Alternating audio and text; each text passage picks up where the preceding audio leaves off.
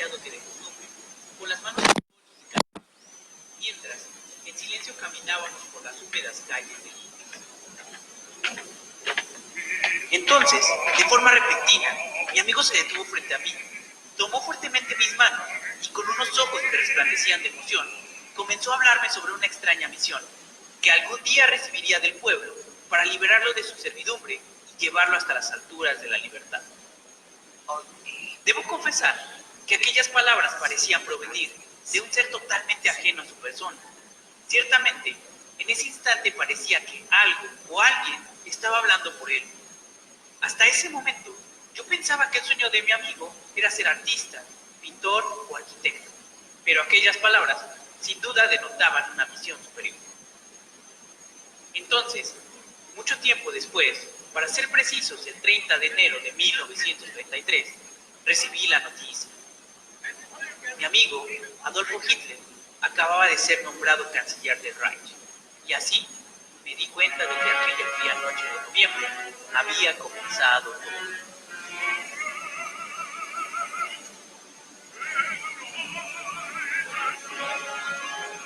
Anécdota de August Kubitschek en su libro El joven Hitler que yo conocí. Así comienza la noche paranormal.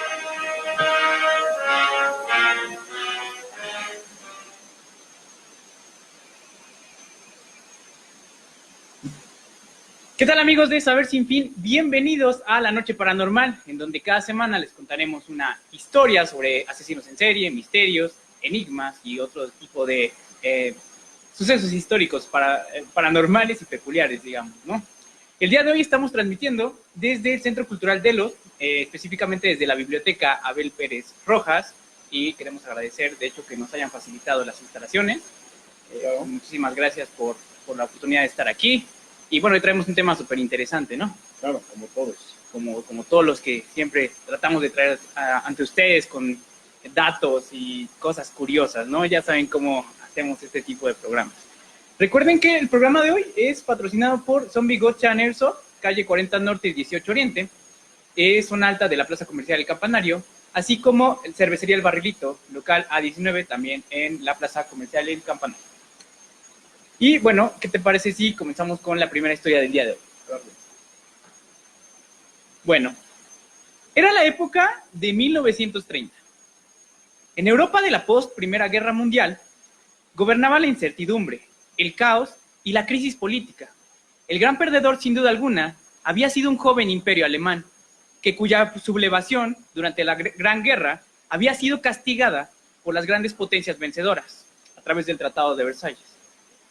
Con duras penas económicas y políticas, y precisamente a través de la manipulación de un sentimiento de rencor e injusticia que predominaba entre la comunidad alemana, surgiría la figura de un líder que tomaría la bandera nacional socialista para guiar al resentido pueblo alemán durante un reinado que, según sus enérgicos discursos, duraría al menos 1000 años. Así surgiría el Tercer Reich, orquestado por el partido nazi y su no menos peculiar líder, Adolf Hitler. Un personaje siempre rodeado de un particular halo de misterio y cuyo régimen durante la Segunda Guerra Mundial estuvo plagado de magia, ocultismo, esoterismo, y hoy juntos vamos a conocer algunos de estos aspectos del Reich. Interesante el tema, ¿no? Fuera de lo histórico, conocemos la historia, no todo es como se conoce, campos de concentración. Claro. Segunda Guerra Mundial, ¿no? Hay algo extra, sí, hay algo extra que motiva este movimiento. Claro, y como bien lo dices, no podemos aislar ciertos aspectos, ¿no? No se puede ver el nazismo solo desde una perspectiva económica o ciertamente política, ¿no? El nazismo, de hecho, es como una gran esfera donde, aparte de estos elementos que acabamos de mencionar, también entra pues la magia, el ocultismo, el enigma, todo esto, ¿no? Y aparte, algo súper importante, reforzado a través de la filosofía. Sí. Como Nietzsche, por ejemplo, que bueno, o sea, Nietzsche es antes de la Segunda Guerra Mundial, bueno, del partido nazi, pero que se toman sus ideas, ¿no? Estas ideas de la voluntad del poder y todo esto que escribe, y de la supremacía de las razas. Sí, claro. Y también de Heidegger, por ejemplo, ¿no? Ser y tiempo y todo esto. Entonces, se forma una especie de doctrina infranqueable. Tienes por un lado los enigmas, el ocultismo, la magia, la doctrina política, la doctrina económica, y además está reforzada por una fuerte filosofía, ¿no? Sí, exactamente, que todo conlleva a un determinado punto final, ¿no? Todos son factores importantes. Claro. No por llamarlo de alguna manera como esotérico, ocultista, no pierde el sentido de la fuerza, ¿no? Claro. Tiene un golpe tremendo y es factor para haber conseguido lo que consiguieron. Sí, todo lo que hicieron, ¿no? O sea, al final. Bueno, una vez aclarado esto, vamos a comenzar. Y precisamente comenzaremos este paseo por los enigmas del Tercer Reich con su líder, Adolf Hitler. Una figura completamente enigmática desde pequeño. Se había criado en un hogar austriaco promedio en la ciudad de Braunau, donde sufría constantes abusos físicos, por lo que fue un niño retraído y de pocos amigos. Entre sus aficiones estaba la pintura y la ópera. Como lo escuchamos al principio del programa, Wagner era por lejos su compositor favorito, aunque también disfrutaba de la música de su compatriota Gustav Mahler. Y hay un dato curioso, el primero de la tarde, sí, es que no le gustaba Mozart. Siendo austriaco, ¿no? De hecho, cuando llega al poder, el poder nazi, ¿no? En 1933, la ascensión de poder, lo primero que hace es prohibir que se toque música que no sea Mozart, que no sea Wagner o Mahler. Inclusive, empiezan a correr a varios de los directores de orquesta, ¿no? Que no tocaran solo la música de Wagner. Solo deja, y esto es súper curioso, a 2 personas que podían tocar básicamente lo que ellos quisieran. Es el director de la Filarmónica de Berlín y también a un joven Herbert von Karajan, que las personas que sean gustosas de la música clásica saben de quién estamos hablando, y que, se convertiría en uno de los intérpretes y directores de filarmónicas, pues más famosos, ¿no? De la historia. Entonces, ahí está el primer dato. Si les gusta la música clásica, pues ahí está ese dato, ¿no? Dato muy interesante. Dato interesante de las cosas que no investiga nadie, pero a nosotros nos gusta, ¿no? Bueno, a los 19 años tuvo la gran revelación de su vida. Después de presenciar la ópera Rienzi de Wagner, y con ello viene uno de nuestros primeros enigmas del programa. Pues casi se podría decir que aquella ópera era una especie de profecía de lo que pasaría unos años más tarde con el propio Hitler. Y esto es súper interesante. En la ópera, un libertador que cree tener una misión divina surge como un auténtico mesías del oprimido pueblo para salvar a Roma y guiarla hasta una grandeza inconcebible. Tras un breve triunfo, Rienzi termina siendo traicionado y quemado vivo, no sin antes maldecir al pueblo por el que tanto había luchado. Es difícil conocer si realmente la obra de Wagner fue una especie de profecía o si Hitler todo el tiempo se vio reflejado en Rienzi y simplemente estaba siguiendo un guión que debía terminar justo de la manera en que terminó. Es decir, pues con la muerte de Hitler, ¿no? Inconscientemente tal vez tenía el deseo de perder la guerra. Eso es algo súper interesante. Llevó su vida hacia la obra. Sí, exactamente. Tal vez pudo ser de esa forma, o la obra era una especie de vaticinio de lo que pasaría, ¿no? Es bastante interesante, ¿no? Y de hecho, al final termina siendo traicionado, ¿no? Porque inclusive hasta Himmler después quiere tomar el poder, ¿no? Bueno, quizás yo lo vería más como una profecía, una especie de premonición. Ah, ok, claro, sí. Porque conllevar una circunstancia para tratar de parecerlo como la obra es muy difícil. Sí, claro, sí. Sí, como tú lo mencionas, puede ser más un vaticinio. Un vaticinio, ¿no? Sí. de lo que iba a ocurrir, ¿no? Más claro. Bueno, es bastante interesante. Ahí pónganos en la caja de los comentarios qué opinan, pero sí está súper interesante. Sin duda, es un punto que nunca conoceremos a ciencia cierta, esto del vaticinio o si era un guión. Pero lo que sí sabemos es lo que cuenta el propio August Kubitschek, que era un amigo de la infancia de Hitler. Pues, entre otras cosas, afirmaba que Hitler, después de presenciar esa ópera, quedó convencido de que tenía una misión superior en su vida y que estaba predestinado a la grandeza. Más extraño aún, Kubitschek afirma que durante algunos lapsos, Hitler parecía transfigurar su cara y cambiar drásticamente su tono de voz, como si un ente tomara posesión momentánea de él. Y de hecho, esto lo cuenta en su libro, que se llama El joven Hitler que yo conocí, sí. De August Kubitschek, ¿no? Esto podría estar directamente relacionado con algunas historias que solía contar el propio Hitler, en las que, según él, había una extraña voz que lo acompañaba siempre a partir de su adolescencia y que le ayudaban a tomar decisiones en momentos críticos. Muchas veces estas decisiones terminarían salvándole la vida, Por ejemplo, Hitler solía contar que en una ocasión, mientras se encontraba luchando en el frente de batalla durante la Primera Guerra Mundial, en uno de los pocos descansos que podía tomarse de la batalla, Hitler se encontraba junto a varios soldados sentado dentro de una trinchera. La compañía entera se estaba preparando para comer algo, y mientras los demás hambrientos soldados no tardaron en engullir su plato, Hitler permaneció quieto unos instantes. Entonces la voz en su cabeza le había ordenado: levántate ahora y vete de aquí. Como de costumbre, Hitler confió en la voz y se retiró varios metros del lugar. Sí. Entonces, unos cuantos minutos después, un obús enemigo cayó justo en ese lugar y estalló, acabando con la vida de algunos de sus compañeros. Hechos como este realmente llevaron a pensar a Hitler que no había duda de que Dios lo había elegido para cumplir una gran misión en la Tierra. Y su participación realmente en la guerra fue destacada, pues lo premiaron con 2 cruces de hierro, de hecho por su valor en la batalla. Sí, era de esas personas que hacían pues las misiones sí súper arriesgadas y siempre era el primero en apuntarse, ¿no? Para hacer este tipo de cosas. Por la seguridad que tenía de que... Sí, sí, exactamente, de que no iba a morir, ¿no? De que esa voz lo iba a prevenir. Lo aconsejaba, lo Sí. meditaba. De hecho, también durante la Primera Guerra Mundial sobrevivió a un envenenamiento, aunque quedó ciego, ¿no? Pero después recuperó la vista. Y que no es un caso aislado, ¿no? Por ejemplo, hablemos de Constantino, cuando la visión que tiene en el cielo de que ve una cruz, ¿no? Entonces, cuando se vuelve el primer emperador romano, en que profesa la religión cristiana, ¿no? Okay, claro. Por ejemplo, Juana de Arco también, cuando ella decía que Dios le ordenaba o la guiaba para el ejército, en contra del ejército inglés. Claro. O sea, no es un caso aislado, ¿no? O sea, realmente, histórico, sí, pero no es el único. Claro, sí. Y bueno, de hecho, aunado a todo esto que pasó en la Primera Guerra Mundial, después recuperó la vista. Unos años después participó en un golpe de Estado del partido nazi, que fue en 1923, fue el putsch de la cervecería de Múnich, y fue encarcelado. Pero 10 años después se levantaría como el hombre más poderoso del planeta, rivalizando con Stalin. Sí. Entonces es una trayectoria meteórica, ¿no? Su amigo íntimo, ¿no? Bueno, el enemigo lo tenía en casa, ¿no?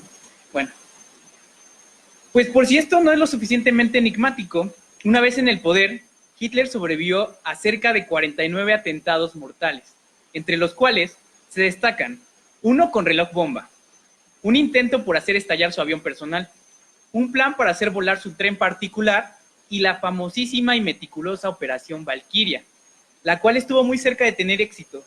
No obstante, la suerte volvió a jugar a favor del Reich, pues alguien accidentalmente tropezó con el maletín lleno de explosivos que supuestamente haría volar por los cielos una oficina con Hitler y con varios de sus aliados, ¿no? Pero increíblemente logró salir con vida y murieron 4 personas en esa sala. Entonces, otra vez, ¿no? Como que sí, las circunstancias jugaban a su favor. Y con heridas menores. Sí. Sin lugar a dudas, luego de sobrevivir a todo ello, es fácil imaginar que Hitler realmente pensara que algunos elementos esotéricos, místicos y hasta mágicos estaban jugando a su favor, y fue un motivo importante para crear un departamento gubernamental entero compuesto por magos, adivinadores, espiritistas, teósofos, astrólogos y hasta científicos locos. Su nombre era la Ahnenerbe, o la Sociedad para la Investigación y Enseñanza sobre la Herencia Ancestral Alemana. Un departamento súper interesante que va a ser el protagonista, de hecho, de este guión. Vamos a ver todo lo que hizo, pero es curioso que el Estado estuviera financiando un departamento de ocultistas y magos, ¿no? Sí. Es algo peculiar y que, bueno, no sé, tal vez en algunas ocasiones habría pasado, pero no es constante, ¿no? Bueno, se dice que cada rey o cada emperador tenía un guía espiritual o un mago, por ejemplo, ¿no? ¿Sí? Por decirlo. Pero él lo llevaba, o sea, crear un departamento específico para este tipo de acciones. Sí, exactamente. Es ya un poco drástico, ¿no? Porque puede que tengas consejeros esotéricos, como los antiguos reyes, y que tengas un ejército completo que se dediquen precisamente en la búsqueda del esoterismo, ¿no? Sí. Con gente capacitada, o más bien con gente creada o hecha en ese ámbito. Sí, reclutó a especialistas, sí. Y como lo dices, era muy marcado, ¿no? Si eras un especialista en reliquias antiguas, si eras en civilizaciones ancestrales, este tipo de cosas, ¿no? Entonces tenías Sí, cada quien tenía su base, bueno, su especialidad, ¿no? Sí, inclusive. Y sus misiones. Claro, cada quien tenía misiones personales, ¿no? Y esto es súper interesante. Por eso es que decimos e insistimos en que el nazismo, aunque tenga este tipo de cosas enigmáticas, ocultistas, no se puede separar. Sí. No puedes fraccionarlo, ¿no? En varias partes, ¿no? Tienes que verlo como un conjunto entero. Bueno, la Ahnenerbe, de hecho, significa herencia ancestral. Y bien, precisamente este departamento esotérico nazi, fundado en 1935, fue el encargado de reclutar a todo un grupo de personajes notables del esoterismo alemán.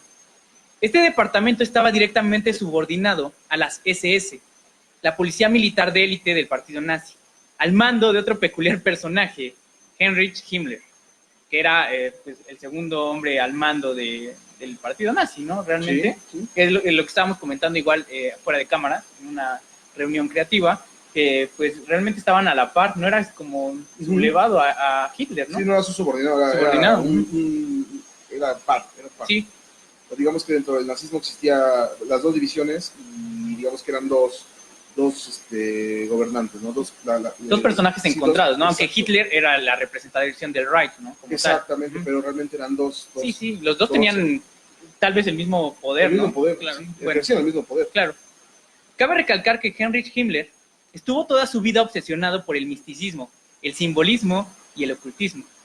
Era un fiel creyente de las artes oscuras y estaba realmente convencido de la superioridad de la raza alemana, quien, según sus propias palabras, descendían directamente de una raza ancestral conocida como arios, que tenía su origen en la India, y los cuales, según los antiguos mitos, habían evolucionado para convertirse en la raza elegida por Dios para gobernar al mundo. Y como prueba de ello, algunos personajes de la historia, como Jesucristo, Julio César o Voltaire, habían tenido un origen ario. Sí. Interesante. Estos antiguos mitos fueron aprovechados por el régimen nazi como propaganda para vincularse directamente con esa raza superior y así justificar la idea de que naturalmente tenía derecho divino para gobernar al mundo. Y de hecho, ario o aria en sánscrito significa noble. Y otra vez hay una conexión con la filosofía de Nietzsche, ¿no? De los valores de la nobleza. Los poderosos y los ricos realmente eran los que tenían pues cierta legitimidad en sus opiniones y en sus ideas. Entonces, otra vez, ¿no? Este tipo de paralelismos, ¿no? La relación. La relación, sí, exactamente. También, por ejemplo, uno de los símbolos utilizados, creo que el más utilizado por el régimen nazi, la esvástica, la cruz gamada, porque son varios símbolos gamma, es un antiguo símbolo sánscrito que significaba buena suerte, o bueno, fortuna o buena suerte, ¿no? Pero los nazis lo utilizaron como un símbolo solar, ¿no? De pureza de la civilización aria. O sea, le dieron otro significado, ¿no? Incluso lo vemos también representados en distintas, más que nada en la cultura india. Claro, ok, sí, es cierto. En el budismo, por ejemplo, el budismo. Se ve mucho representado la suástica. Sí, exactamente. Sí, de hecho, antes de que se empezara a conocer como un símbolo nazi, sí, era frecuentemente utilizado en propagandas, inclusive hasta los refrescos, por ejemplo la Coca, llegó a utilizar estos símbolos, ¿no? La cruz gamada. Y también, inclusive, otro dato curioso, ahí va el segundo dato curioso, es que la Fuerza Aérea Americana en la Primera Guerra Mundial pintaba este símbolo en los aviones. Entonces, hay aviones de la Primera Guerra Mundial americanos que tiene la esvástica. Bueno, y precisamente el objetivo primordial de la asociación Ahnenerbe era apoyar y respaldar a través de métodos pseudocientíficos y poco convencionales, obviamente, las ideologías nazis que afirmaban la superioridad de la raza aria sobre todos los demás, y de esta forma legitimar las atrocidades que serían cometidas más adelante en los campos de concentración y exterminio, o sea, las limpiezas raciales. Sí. Y otra vez hacemos hincapié, ¿no? Que de ideas de Nietzsche y de Heidegger, todo esto se crea a través de esta filosofía, ¿no? Y de hecho es la idea de la eugenesia, que es como una raza superior, ¿no? Sí. Muy específica. Y aquí vamos a hacer un paréntesis para hablar un poco de Himmler, que de hecho es un personaje también esotérico, así súper enigmático, ¿no? Por ejemplo, estableció una orden de caballeros teutónicos al estilo de la Edad Media y los nombraba con anillos. Cada uno tenía un anillo personalizado y cuando ellos morían, tenían que regresar el anillo a Himmler. Y entonces Himmler se daba cuenta de quién moría, ¿no? Era estas cosas que, digo, son raras, pero pasaban, ¿no? Sí, también incluso se revela que Himmler era un ocultista de primer nivel. Sí, exactamente. Se le denominaba como el mago negro. El mago negro también, exactamente. El mago negro, incluso se decía que en su casa realizaba rituales satánicos. Espiritistas, todo sí. eso, sí, claro. Es un personaje de este ámbito, ¿no? Sí. Oculto, ¿no? Enigmático también. Y también, de hecho, inclusive creó una iglesia, la iglesia de la orden teutónica, que en caso de que triunfara el nazismo, intentaría, pues, digamos, modificar los valores de la iglesia cristiana y quedarse como la única iglesia. Y fíjate que el punto importante es que Himmler estaba dedicado a lo que es el paganismo, y Hitler era cristiano. En principio era cristiano, pero no simpatizaba del todo con las ideas cristianas, ¿no? Y lo reconocía, ¿no? Sí, lo reconocía y le daba su valor, porque después buscó las reliquias bíblicas, ¿no? Pero no era así como tal súper cristiano, ¿no? No, incluso fue un argumento muy importante para reclutar a las masas. Ah, claro, sí, exactamente. Bueno, de hecho, otro dato importante de Himmler es que la simbología de las SS, que tenían estos uniformes súper elegantes, negros con rojo, con las calaveras y los truenos, ¿no? Todo esto, todo esto lo diseñaba directamente Himmler, como bien decías, ¿no? Sí. Era súper conocedor de las runas antiguas, celtas y todo este tipo de cosas. Él los diseñaba y él, pues, instruía que los pusieran en los uniformes de las SS, que vamos a ver, si pueden checar ahí en Google, que los uniformes de las SS siempre eran muy diferentes a todos los demás, ¿no? Sí. Inclusive que las SA anteriormente, ¿no? Los camisas pardas y todo eso, eran uniformes súper sobrios y estaban los de las SS, ¿no? Sí, claro. Y otro dato de la noche paranormal es que los uniformes de las SS eran confeccionados directamente por Hugo Ferdinand Voss, Hugo Boss, y quien obviamente era partidario del nacionalsocialismo. Entonces, ahí está otro dato. Por eso eran así como súper elegantes y desastre y todo eso, ¿no? Era muy pensado todo esto. Todo esto, al fin y al cabo, era propaganda nazi, ¿no? Recordemos que, por ejemplo, el jefe de propaganda de los nazis era Goebbels. Sí. Y bueno, Goebbels escogía qué obras se tocaban, qué películas se proyectaban, los libros que podían leerse y cuáles no, la música. Algo que no perjudicara el partido. Claro, sí. Que no fuera contra del partido. Era súper cuidado todo esto, ¿no? Bueno, continuando con el tema, la Segunda Guerra Mundial estallaría con la invasión de Alemania a Polonia el 1 de septiembre de 1939 y terminaría desembocando en un conflicto directo entre dos frentes. Uno conformado por Italia, Japón y Alemania, que era denominado el Eje, y otro conformado por Gran Bretaña, Taiwán, Estados Unidos y la URSS, que era denominado como los aliados. Fue entonces que a la par del gran despliegue estratégico y militar de la Alemania nazi, las fuerzas del Führer se valieron de todo tipo de estratagemas y artimañas esotéricas. Obviamente eran proporcionadas por la Ahnenerbe, ¿no? Sí. Para tratar de obtener ventajas significativas en los frentes de batalla. Cartas astrales, sesiones espiritistas, lecturas de cartas, malintencionadas interpretaciones teosóficas de antiguas profecías, que esto es súper interesante, o cualquier otro medio mágico u ocultista, era bien recibido si éste podía otorgar alguna ventaja psicológica o mística para las fuerzas nazis. Por ejemplo, esto era algo que se hacía mucho en la antigüedad, ¿no? Entre los romanos, entre los germánicos y todo esto, los sacrificios de animales, ¿no? Como que necesitaban una ayuda divina, ¿no? Ofrenda. Que realmente era como una ayuda psicológica, porque era diferente el pelear sabiendo que tenías a tus dioses contigo, que pelear solo, ¿no? Sí. Entonces era como una ventaja psicológica, y de hecho Julio César era súper experto en este tipo de cosas. Por ejemplo, apostaba sus legiones de forma que el sol saliera a través de ellos, bueno, de sus cabezas, ¿no? Digamos, atrás de ellos, para dar la impresión de que el dios Sol estaba con ellos, ¿no? Y si era obviamente en ese tiempo esa parafernalia sí, Sí, sí. podría causar una diferencia significativa en el campo de realmente batalla, ¿no? Imponía, ¿no? Pues todos estos elementos fueron usados por los nazis también, ¿no? Sí.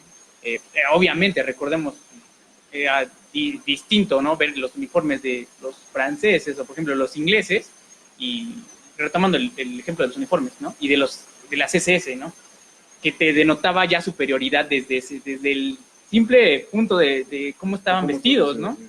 Entonces sí era como que algo diferente. Y eso es bastante real, ¿no? O sea, saliendo del tema, por ejemplo, para eventos deportivos, Sí. el color rojo tiene cierta superioridad, sí, como que muestra cierta imponencia. Sí, sí, a los demás impone, colores. sí, claro. Y eso es lo han corroborado algunos psicólogos. Claro, sí, de hecho son como estrategias de marketing, digamos, ¿no? Sí. Y sí, de hecho algunas estrategias de marketing también están basadas en el nazismo. Sí. Es algo súper curioso. Inclusive también otra cosa que recordemos que los nazis estaban tratando de retomar todas estas culturas antiguas de los romanos, los griegos. Estaban tratando de trazar un eje entre la Alemania nazi y todo este tipo de culturas antiguas, ¿no? Para legitimarse, ¿no? Una prueba de ello es que estaban, o más bien usaban estandartes con águilas, como lo hacían las legiones romanas. Sí. Y esto lo retomaron los alemanes, por ejemplo, los nazis. Entonces, está súper interesante esta parte. Fue tan positivo el impacto que tuvieron estas medidas esotéricas, en el principio de la guerra sobre todo, que los departamentos de inteligencia aliados pronto comenzaron a reclutar y formar sus propios comités místicos para estudiar y contrarrestar estas extrañas medidas alemanas, que al menos otorgaban ventajas psicológicas decisivas a los ejércitos nazis. Y de esta forma se aperturó otro frente de batalla entre los aliados y el eje, el frente esotérico, o como preferimos llamarlo en la noche paranormal, la guerra de los magos. Es así como ante los éxitos militares de las arriesgadas campañas nazis, que habían sido diseñadas a partir de las lecturas y predicciones de astrólogos y magos al servicio del Reich, y comandados por el afamado grafólogo y astrólogo Karl Kraft y el espiritista y mentalista Eric Hanussen, o conocido mejor como el mago de los guantes verdes, los servicios de inteligencia británicos entonces decidieron reclutar a un afamado mago, digámoslo, astrólogo. Era astrólogo, escritor y tenía conocimientos de magia. Se llamaba Louis de Gaulle, quien por un tiempo estuvo colaborando arduamente con los británicos. No obstante, y ante la ineficacia de Gaulle, el servicio secreto decidió recurrir a los servicios del que es considerado quizás como el mago ocultista más famoso de todos los tiempos, la gran bestia Aleister Crowley, que era británico, por cierto, quien proporcionó a los británicos una serie de medidas místicas y ocultistas para contrarrestar el esoterismo nazi, entre ellas los mudras budistas de protección de Winston Churchill, el primer ministro británico en aquel entonces, ¿no? Es esta B de la victoria, bueno, pues se cree que es una B de la victoria, pero realmente son mudras, ¿no? Son pues símbolos budistas de protección. Y Hitler también tenía estos mudras, que siempre saludaba así con la mano pegada a la oreja. Era también un mudra de protección, ¿no? Entonces desde ahí ya comenzaba la guerra esotérica, ¿no? Y bueno, es sobresaliente que Aleister Crowley haya asesorado a los servicios de inteligencia británicos. Es algo súper interesante, pero pues así pasó. Sí, claro. Bueno, pues otro punto fundamental entre los enigmas del Tercer Reich lo encontraremos en las incansables búsquedas que la Ahnenerbe realizó por todo el mundo al respecto de las poderosas y sobrenaturales reliquias bíblicas. Por ejemplo, en 1940, el mismísimo director de las SS, Heinrich Himmler, dirigió una comitiva especial de oficiales nazis en un viaje hasta las tierras españolas, en concreto hasta Montserrat, en Cataluña. Una ancestral montaña rodeada de un especial carácter espiritual y religioso, coronada por un antiguo monasterio. Allí la comitiva nazi irrumpiría de forma amenazante en dicho monasterio, motivados por la ópera de Wagner, Partisal, en la que se indicaba que la morada del codiciado Santo Grial era un monte de nombre Montsalvat, y que evidentemente los nazis habían relacionado con el monte de Montserrat. Una vez dentro del monasterio, obviamente, entraron, los nazis, bueno, obviamente entraron de forma amenazante, ¿no? Sí. Nada, digo, nada extraño, ¿no? Era normal entre ellos. Una vez dentro del monasterio, el padre Ripoll, que estaba al frente del lugar, le dijo a Himmler y a la comitiva nazi que el Santo Grial no se encontraba allí y que en sí la montaña no tenía ninguna relación con la ópera ni las leyendas de Partizal. Además le explicó que la tradición principal de Montserrat consistía en visitar a la Virgen del lugar y besarla. Acto seguido, de forma amable, invitó a Himmler a cumplir con la tradición, pero este se negó. Y antes de partir de vuelta, sentenció que pronto los nazis acabarían con todos ellos y sus tradiciones. Es lo que decíamos, obviamente Himmler pues tenía otra idea religiosa, ¿no? Ya Sí. con lo de la propia iglesia que estaba creando, ¿no? De los caballeros Sí. teutones y todo eso. Inclusive, bueno, vamos a ver más adelante que en una ocasión llegaron a visitar, parecido a lo que pasó en Montserrat, al Tíbet. Sí. Y ahí realizaron un sinfín de atrocidades. Empezaron a medir los cráneos de los monjes, les quitaron los dientes, todo este tipo de cosas para tratar de legitimar que ellos de alguna forma, o encontrar más bien una relación entre los monjes tibetanos y los arios, o más bien la raza nazi, ¿no? Porque se cree que los tibets son sobrevivientes de la Atlántida. Ah, exactamente, de ahí venía, ¿no? Y sí, y para ellos la raza aria es los habitantes, o más bien los atlantes, se llaman los atlantes, los arios. Ah, ok, claro, sí. Se cree que cuando los dioses, por soberbios, destruyen lo que es la Atlántida, la inundan, y los sobrevivientes emigran al Tíbet.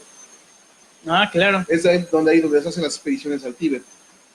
Sí, o sea... Las expediciones nazis al Sí, Tíbet. las expediciones nazis al Tíbet. Con el fin de buscar su originario y con otros fines aparte. Súper interesante. Uno de ellos es buscar la ciudad mítica de Shambhala.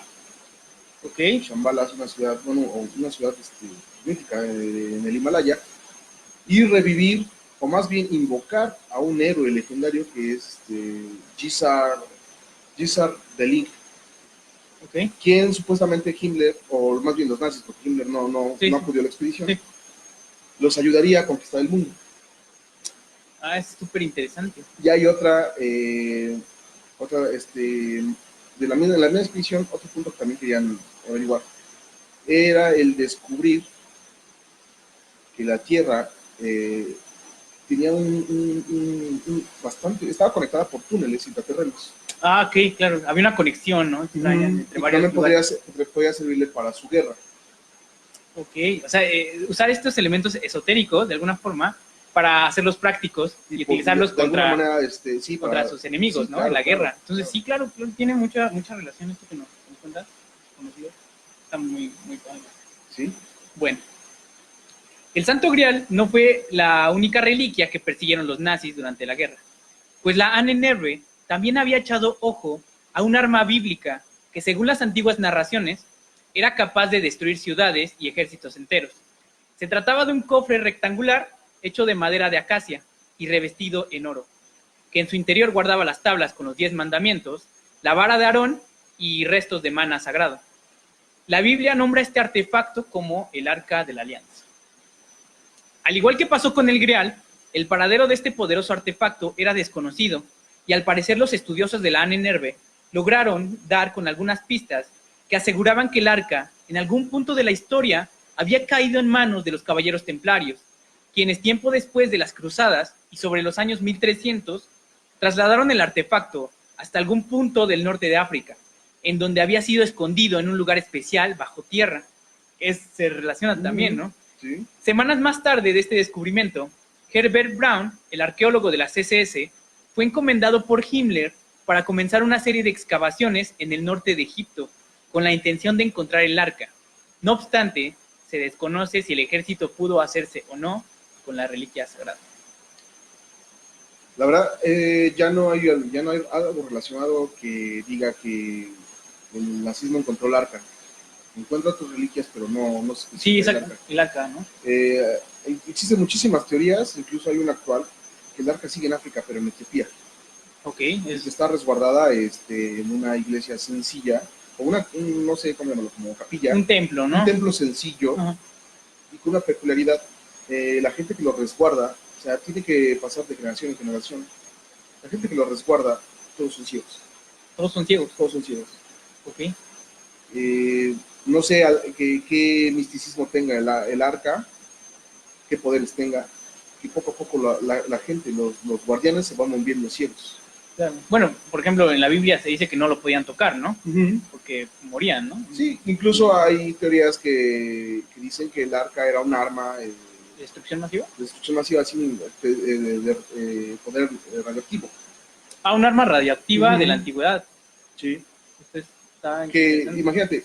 imagínate si los nazis lo hubiesen poseído, el poder que hubieran ejercido Sí, se lo hubieran hacia acabado el mundo. con todo el mundo. Por eso la obsesión. Claro, pero otra vez, o sea, la relación entre lo místico y lo práctico. O sea, realmente era como conseguir los artefactos místicos para usarlos de forma... Con una finalidad bélica. Sí, con una finalidad bélica, ¿no? Pero pues, realmente ahí está un paralelismo importante. Bueno, a pesar de los supuestos fracasos del régimen nazi por hacerse con estas reliquias, existió al menos una de ellas de la que se tiene constancia que Adolf Hitler efectivamente pudo apoderarse. Se trataba de un objeto que desde la adolescencia había despertado la fascinación del Führer, con las leyendas que circulaban alrededor de este milenario artefacto. Se trataba de la supuesta lanza con la que un centurión romano había perforado un costado del abdomen de Cristo, mientras éste se encontraba en la cruz. Obviamente estamos hablando de la lanza de Longinos, o la lanza del destino. Y Hitler estaba realmente obsesionado con poseerla, pues en su temprana edad, y mientras aún se encontraba viviendo en Austria, la lanza estaba permanentemente expuesta y custodiada en una sala del Palacio Imperial de Hofburg, en Viena. Resulta que el adolescente Adolf Hitler un día se encontraba dando recorrido por ese palacio, como un buen amante del arte, ¿no? Y fue casi por casualidad que escuchó a un guía mientras contaba la historia de la lanza. El guía contó a los presentes una leyenda que aseguraba que aquella persona que poseyera la lanza y que fuera capaz de revelar sus secretos, tendría el destino del mundo a sus pies. A partir de ese momento, la lanza se volvería uno de los objetos más deseados por el Führer, quien se dedicó a rastrear los orígenes y el recorrido histórico de la reliquia. Así pues, descubrió que la lanza había estado en posesión de grandes dirigentes del mundo antiguo, como Carlomagno o Federico Barbarroja. Y que los éxitos y fracasos de este personaje habían estado siempre ligados a la posesión física del objeto. También descubrió que Napoleón compartiría la misma obsesión sobre la lanza del destino que él, pero el emperador francés nunca había podido hacerse con la reliquia, hecho que motivó aún más a Hitler para hacerse con la lanza. Finalmente, en 1938, con la anexión de Austria al Tercer Reich, Hitler al fin pudo sostener la lanza del destino en sus manos, junto con el tesoro de los Habsburgo, y de inmediato ordenó que todo el botín fuese montado en un tren blindado y escoltado por las SS para llevarlo hasta Nuremberg, el hogar espiritual del movimiento nazi. Lo más curioso o enigmático de esta historia es que hacia el final de la guerra, exactamente el 30 de abril de 1945, el ejército norteamericano localizó y se apoderó del tesoro de los Habsburgo con la lanza de Longinos.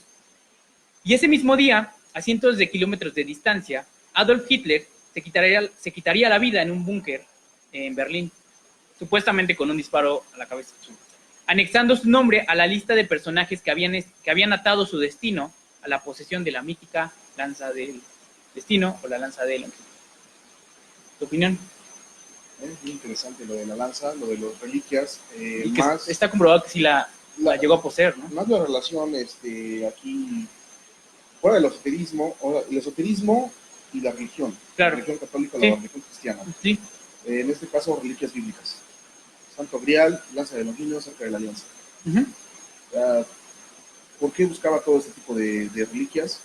Por el poder que emanaban. Claro. Y como lo dice, ¿no? La lanza pues era el destino para poseer. Claro, claro. Sí, sí. El arca, pues como digo, las teorías recientes detonan que es una arma de destrucción masiva, y que en su poder pudo ocasionar, imagínate, una destrucción total y realmente apoderarse completamente del mundo. Sí, al menos hubiera ganado la guerra, ¿no? Sí. Okay. Sí, bastante. Y del otro lado, el ocultismo, lo que es la invocación de, como lo mencionaba hace un momento, el héroe del tribal de la ciudad de Shambhala, que es nuevamente Gisar Delhi, para gobernar el mundo. O sea, de dos fuentes distintas, de dos puntos diferentes, buscaban gobernar el mundo. Sí, sí, del medio esotérico o del medio práctico de la guerra, ¿no? Sí, sí, sí. Y más que de una manera arqueológica, buscaban lo que era puntos estratégicos, claro, para ganar la guerra. Claro. De hecho, entre otras reliquias que buscaron, digamos, hay unas más místicas, como los cráneos de cristal, ¿no? Que estuvieron buscando en Brasil. De hecho, en el 38 organizaron una expedición a Brasil en busca de estas calaveras. Pero bueno, de alguna forma el gobierno brasileño pudo protegerlas, ¿no? Pero sí, es algo súper curioso. Sí. Inclusive también hay una expedición por ahí en la a la Antártida, ¿no? Sí, de hecho, precisamente todo deriva de parte de la expedición del Tíbet. Okay. A partir de que el Tíbet, bueno, buscaban la conexión entre de todo el mundo subterráneo, sí, se cree que en la Atlántida hay una especie de hueco, okay, donde es el acceso para todo el mundo, ¿no? Es el túnel, la puerta principal. Sí, okay. Y descubren que debajo del mundo existe otro mundo. Okay. O sea, y ahí entra lo que es teorías de la Tierra hueca, sí, expediciones un poco posteriores. Más conspiracionista esta teoría, pero bueno, al final que incluso hay textos, ¿no? de expedicionistas que han encontrado similitud, ¿no? Okay, con lo que buscaba el nazismo. Sí. Sí, esta expedición de hecho se llamó la Nueva Suabia. Exactamente. ¿No? Una de las teorías también es que encontraron restos, un tipo Roswell, pero en la Antártida. Ok. Y querían recopilar toda la tecnología de dichos ovnis para sus fines nuevamente bélicos. Pues, esta es una teoría bastante interesante, conspiranoica, pero bueno, a veces estas teorías tienen poco de conspiranoico y mucho de real, ¿no? Pero de hecho, algo importante que eso ya sí está documentado es el descubrimiento de los lagos templados. Okay. Bueno, en Antártida, ¿no? Dentro del hielo existen unos lagos. Como el lago Vostok, por ejemplo. Exactamente. ¿No? Donde el agua es cálida y puedes beber hasta con traje de baño sin temor a morirte de frío. Por ejemplo. Y eso ya está completamente demostrado que existen esos lagos. Claro. Descubiertos por el nazismo. Okay. Pues bien, después de casi 6 años de arduas hostilidades entre los aliados y el eje, finalmente el régimen nazi comenzó a derrumbarse a pedazos.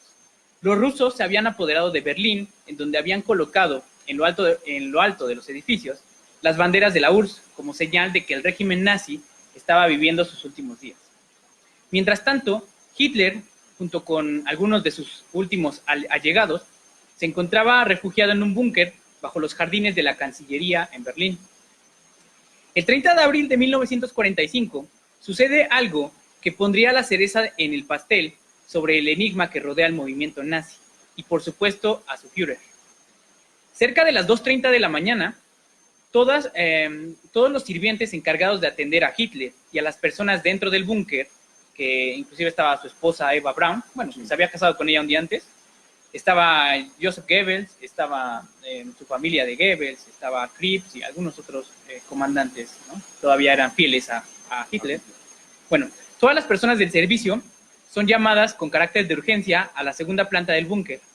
Allí se les ordena formar un pasillo de honor para despedirse de Hitler, porque obviamente ya sabían que los rusos iban a llegar y que probablemente se terminaría suicidando, ¿no? Pero obviamente recordemos que todos los oficiales de alto rango tenían estas pastillas de cianuro, ¿no? Escondidas en los dientes, ¿no? Bueno, tras unos minutos de espera, al final del pasillo se abrió lentamente la puerta. De ella emergió un Hitler en estado semiparalítico, caminando a paso lento y con muchas dificultades. Detrás de él, un tipo de 1,90 de altura y bata blanca.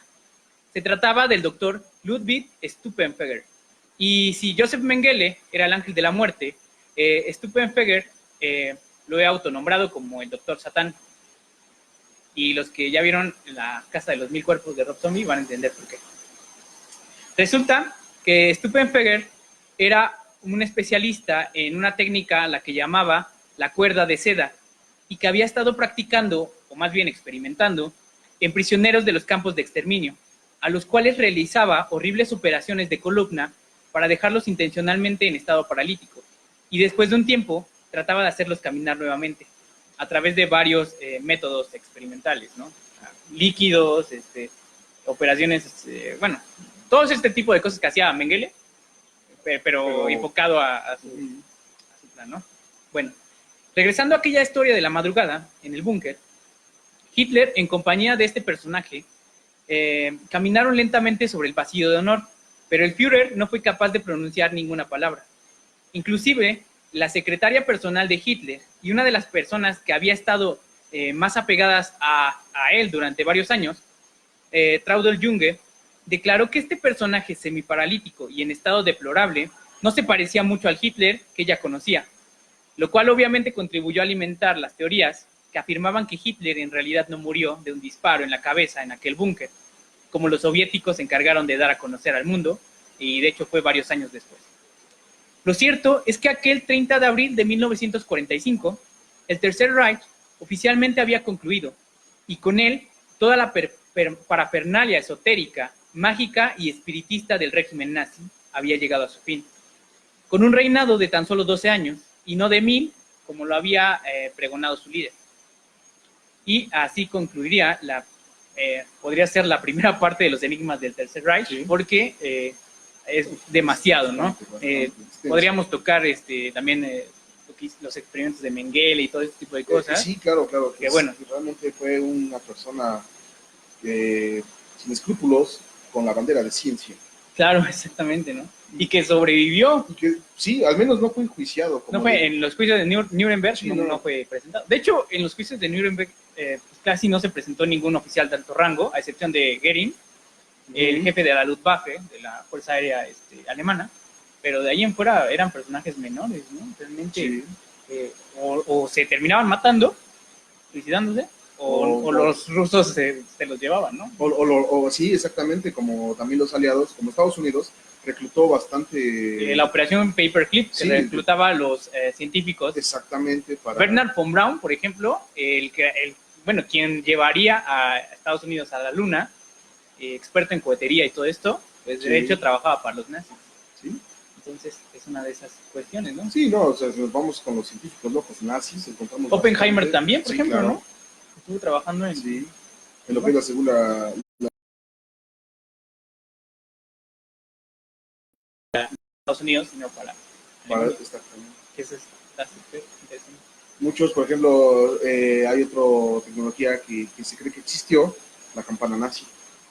Okay. Supuestamente hacía que la gente se transportara o viajara en el tiempo. Okay. Existen las patentes, existen los planos, pero no existe el artefacto. Okay. Supuestamente donde estaba el artefacto ubicado, desaparece justo cuando el nazi se desploma. El nazismo, bueno, ya en los últimos días del nazismo, digamos. Sí, sí.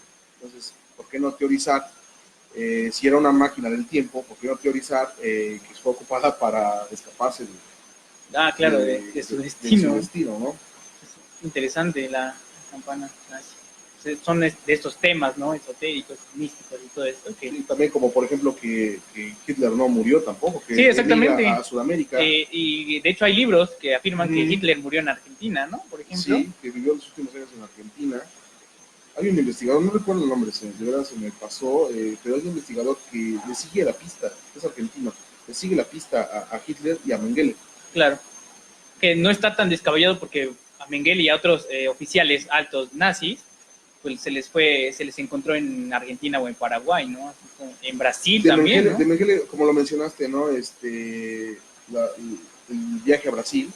De hecho, Mengele tiene, bueno, se cree que en sus últimos días, sus últimas estancias fue en Brasil. Y existe una aldea. Claro, eso está súper interesante. De gemelos, o sea, donde hay muchísimo niño gemelo. Claro, porque estaba obsesionado con los gemelos, ¿no? Exactamente, sus experimentos estaban obsesionados con gemelos. Existe una aldea donde hay mucho gemelo, pero con características caucásicas. Ok, en Brasil. En Brasil, en Brasil. ¿Qué les? Incluso se llama la aldea de los gemelos. Se cree que Mengele siguió sus experimentos en otra parte, en lo que es Brasil, Sudamérica. Auspiciado tal vez por un tipo de gobierno No o sé, por una célula nazi que quizás quizá quedó, sí, ¿no? sí. En Sudamérica, que es también una de las teorías, Exactamente, también. que había células que inclusive, vamos a ver un poquito más adelante, cómo es posible que estas células sí hayan sobrevivido después del fin de la guerra, ¿no? ¿Puede ser el neonazismo? No como tal, pero tiene que ver, ¿no? Se retoman estas tradiciones, bueno, prácticas nazis, Sí. digamos, ¿no? Pero bueno, no como tal, así como un neonazismo. Más bien por herencia. Personas que lograron escapar y como que heredaron, ¿no? Bueno, los herederos fueron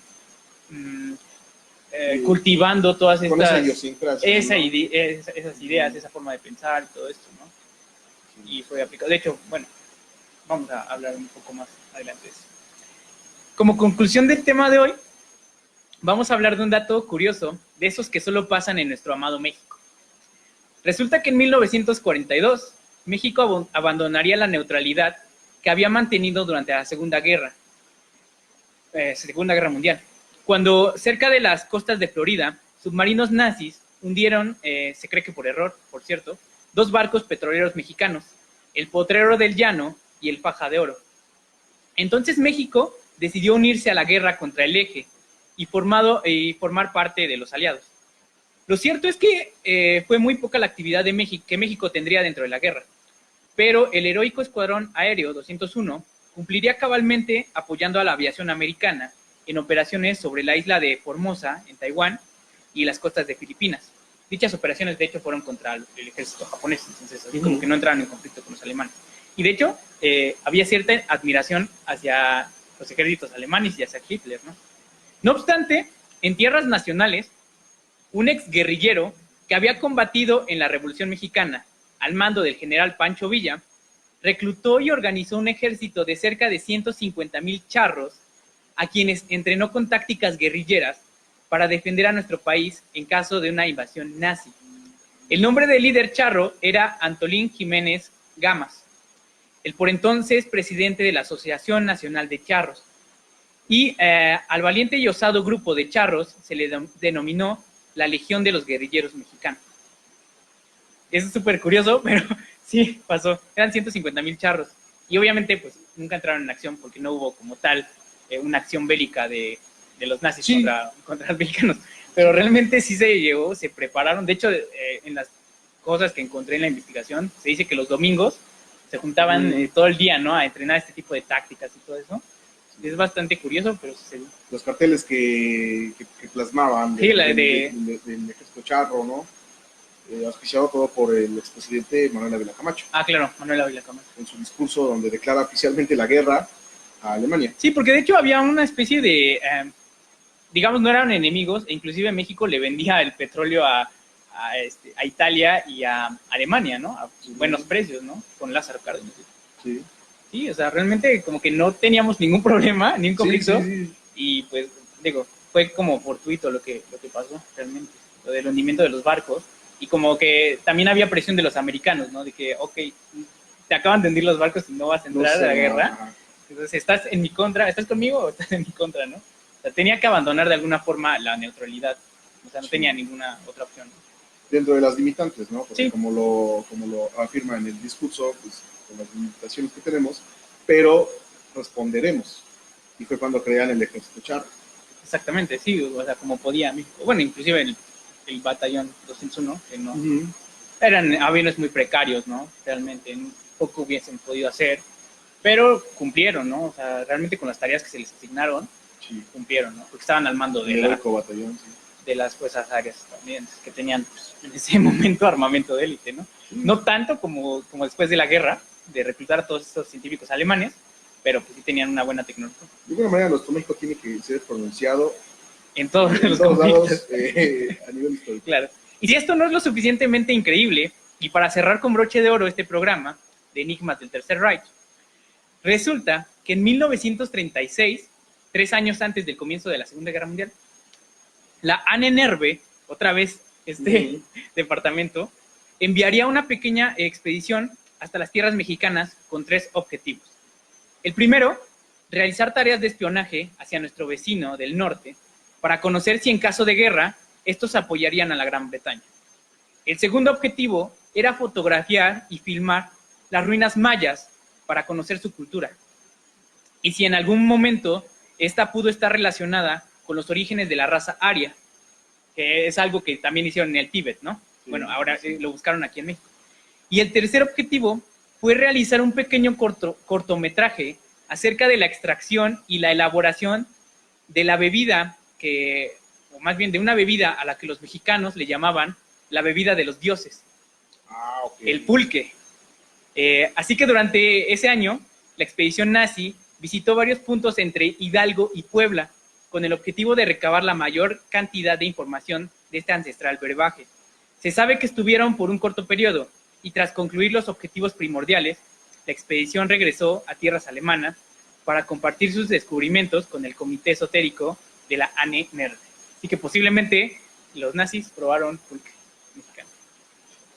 Y de hecho hay un documental sobre esto. El nazi, obviamente, que grabaron a partir de estas tomas que hicieron.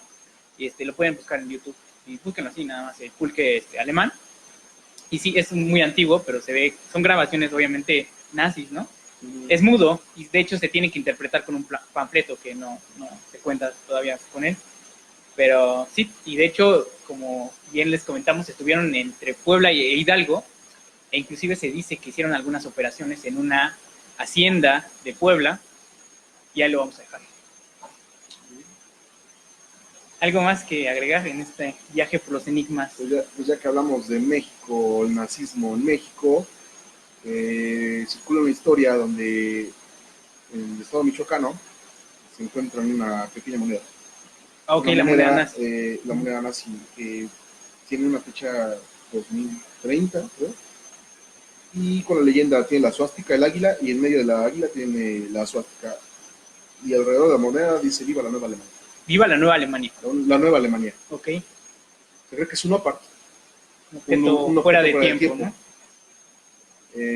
Quizás se unieron en algún punto las líneas temporales donde el nazismo gana y México ya no es México, sino la nueva Alemania, sí, ¿no? Es como se anexa. Ajá, bueno, esa es una teoría. Una teoría, ¿no? Teoría, sí, pero la moneda sí está.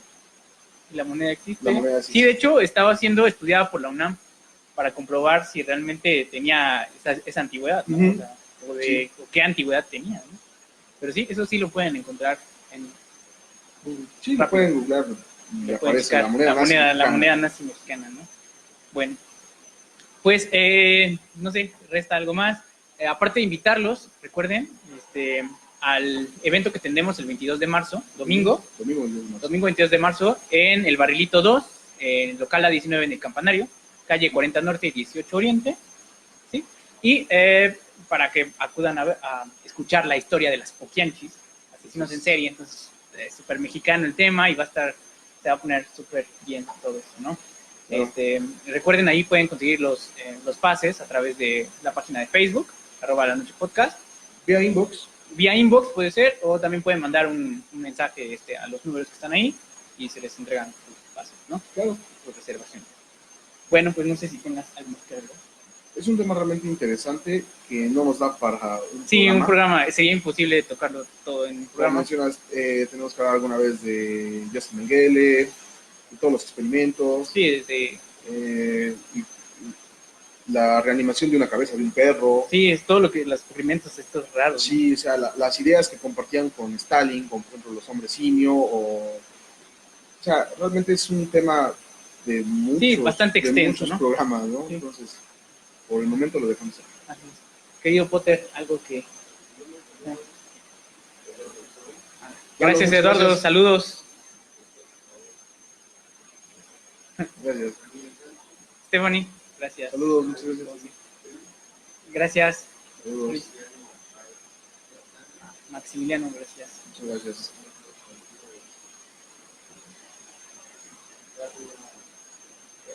A Carla. Saludos, Carla. Saludos. Buenas tardes. A Rubén. Lidia, gracias por seguirnos.